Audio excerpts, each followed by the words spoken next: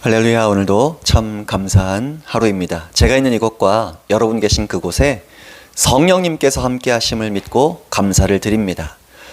오늘 오랜만에 강의 영상을 하나 이렇게 촬영해서 나누려고 합니다. 방언 기도는 즐겁다 시리즈로 두 번째로 이렇게 여러분과 나누고 싶은 부분이 있어서 말씀을 좀 준비했습니다. 먼저 이렇게 부탁드리고 싶은 것은요, 우리가 은사에 대해 이야기할 때마다 은사에 집착하는 사람들이 아니라 은사를 나눠주시는 분, 성령님과의 관계에 주목하고 집중하는 사람들이기를 소망합니다.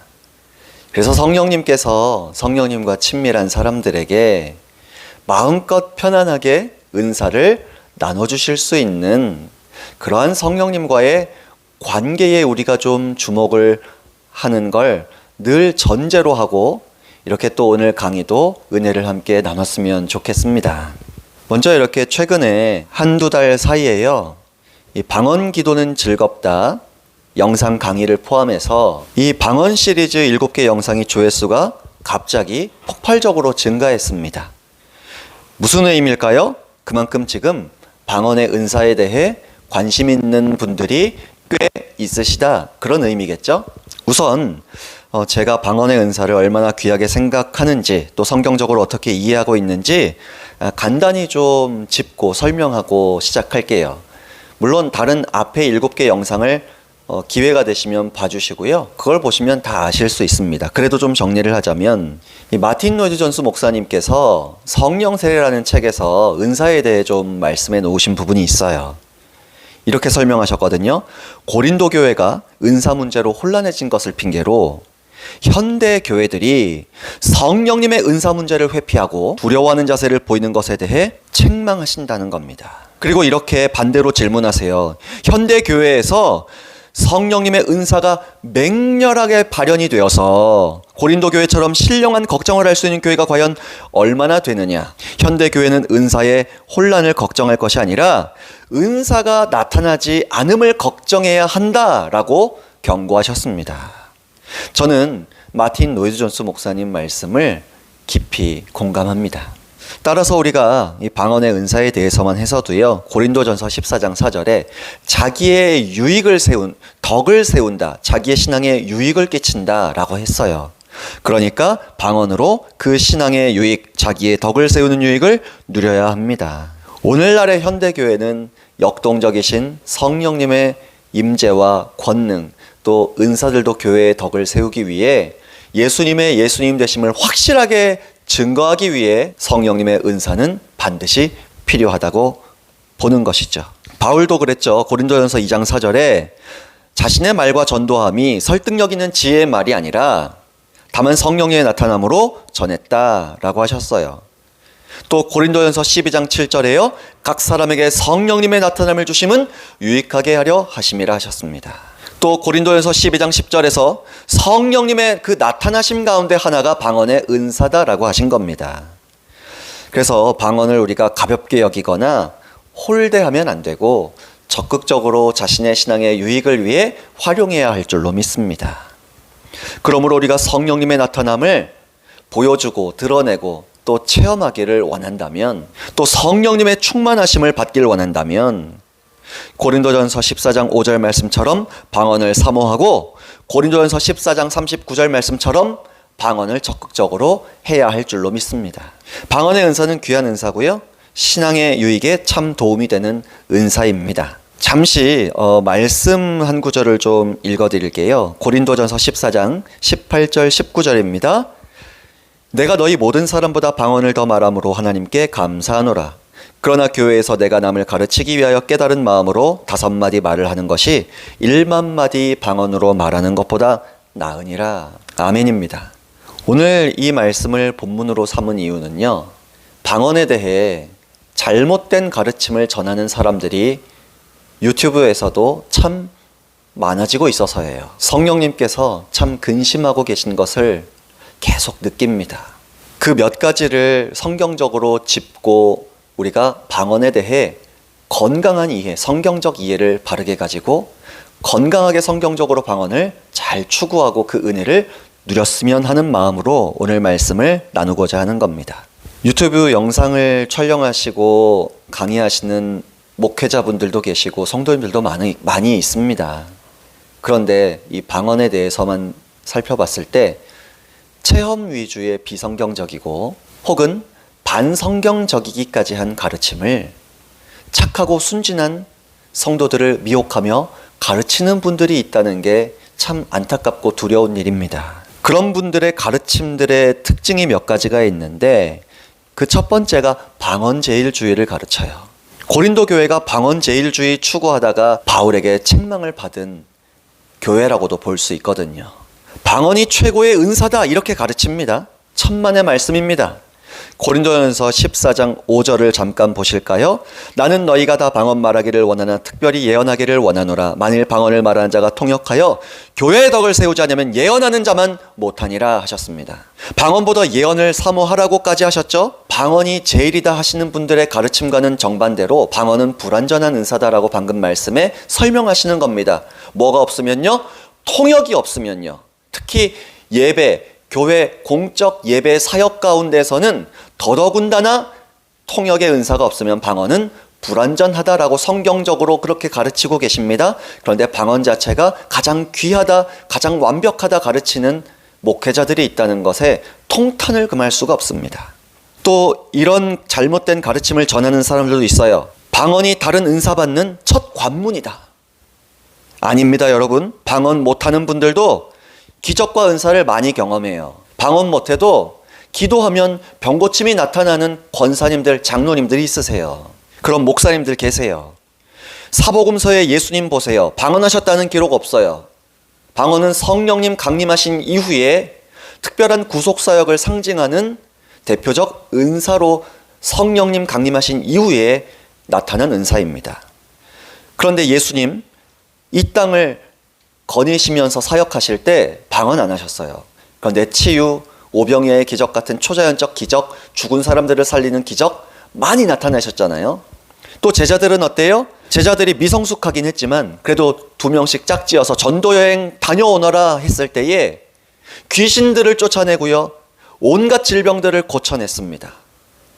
방언과 은사가 상관없을 수 있다는 겁니다. 방언과 다른 은사가 상관없을 수 있다는 거예요. 자, 또 이런 잘못된 가르침을 전하는 사람들이 있어요. 경쟁하듯이요. 방언기도 오래 하는 것이 신앙생활에 가장 중요한 것처럼 방언기도 오래 하는 것이 가장 신앙의 유익을 위한 지름길인 것처럼 가르치는 사람들이 있어요. 그래서 이렇게 가르치죠. 어떤 사람은 유튜브에서 제목이 그래요. 방언기도 2시간. 우리 교회는 방언기도 2시간 한다. 유튜브 실시간 우리 교회 방언기도 2시간 너희들도 참여하면 야 너도 능력 받을 수 있어. 뭐 이런 가르침입니다. 또 다른 분은 그걸 보고 경쟁적으로 나는 방언기도 3시간, 우리 교회는 3시간, 너희도 우리 교회 3시간짜리 들어와야지. 2시간 그거 별거다. 별거 아니다. 고작 한두 시간 방언기도 가지고 되겠냐. 3시간은 해야지 이랬어요. 그랬더니 누가 야 말도 마라. 우린 8시간 한다. 8시간 하면 너도 모든 기도 제목 응답받을 수 있고 모든 은사 체험할 수 있고 모든 문제 해결받을 수 있어.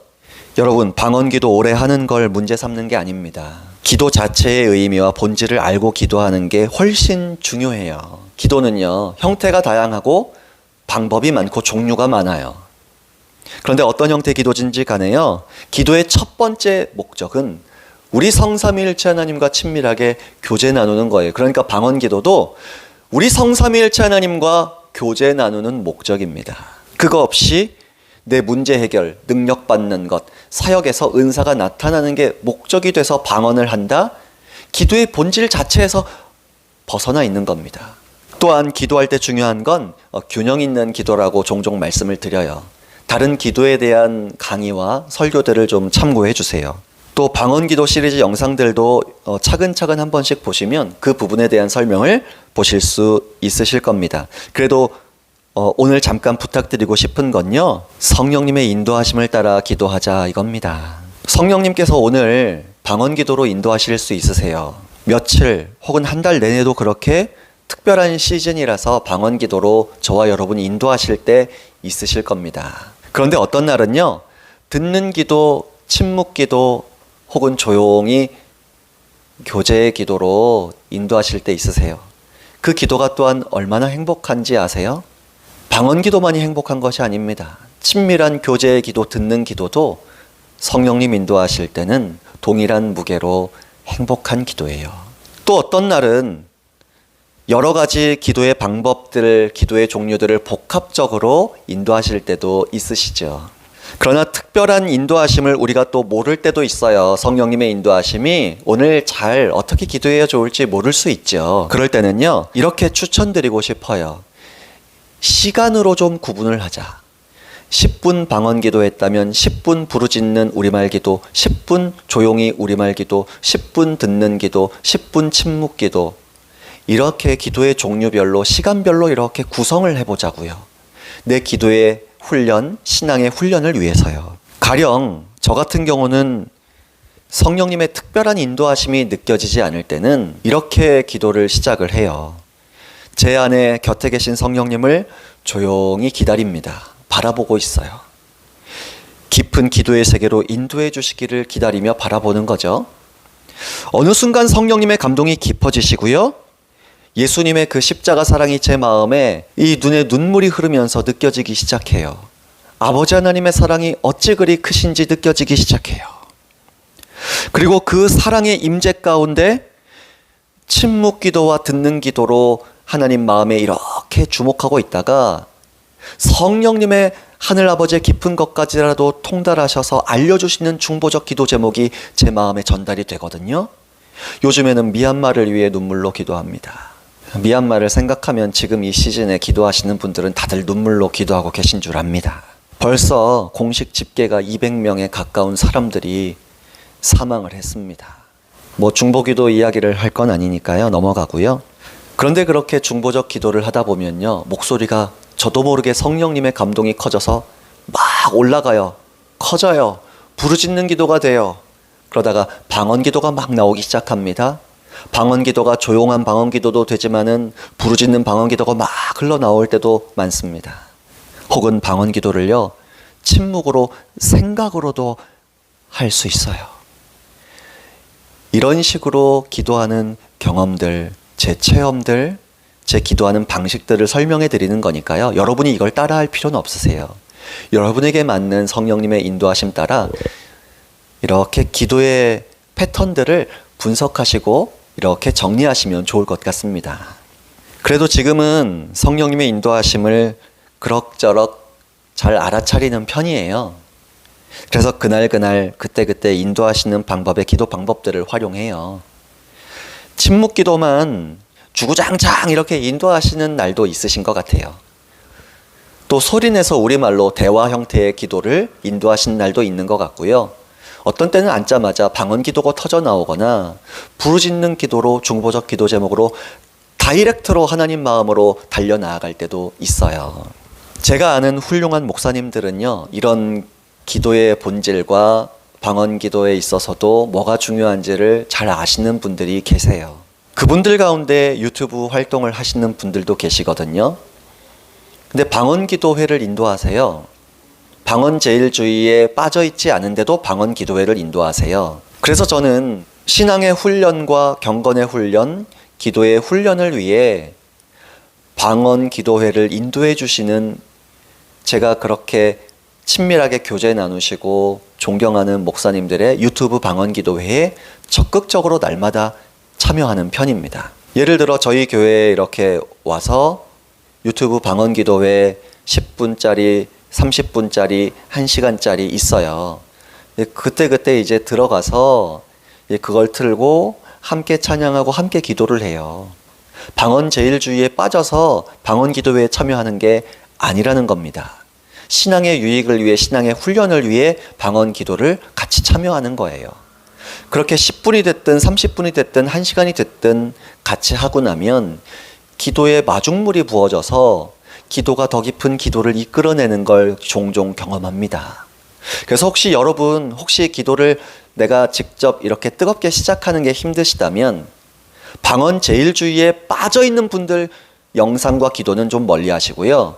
순수하게 기도의 본질과 목적을 하나님과의 친밀한 교제로서, 행복한 시간으로서 누리시는 분들의 그 기도회에, 영상 기도회에 참여하시길 추천드립니다. 부디 방언제일주의나 경쟁하듯이 잘못된 방언 기도를 가르치는 분들의 가르침을 피하시길 부탁드립니다.